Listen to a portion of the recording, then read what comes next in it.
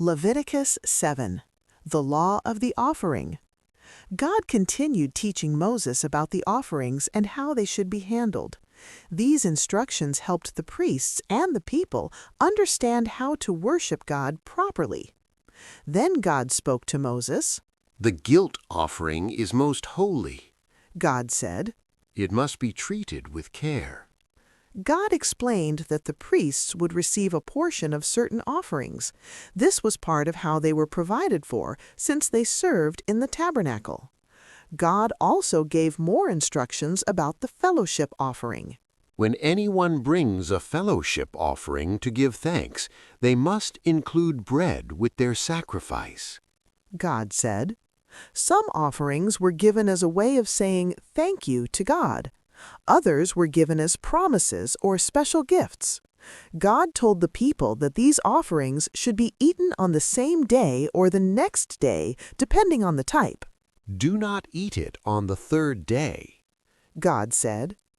God wanted everything to be done properly and respectfully. He also gave an important rule. Do not eat any fat or any blood. God said. These parts were set apart for God and were not to be eaten by the people. God also spoke about sharing.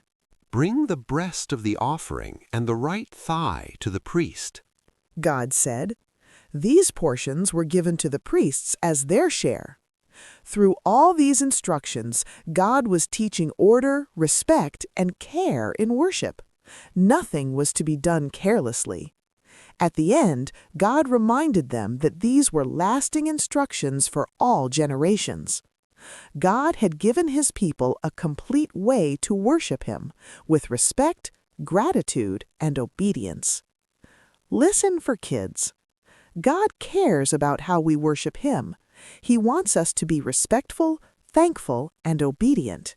When we follow God's ways, we show that we honor Him.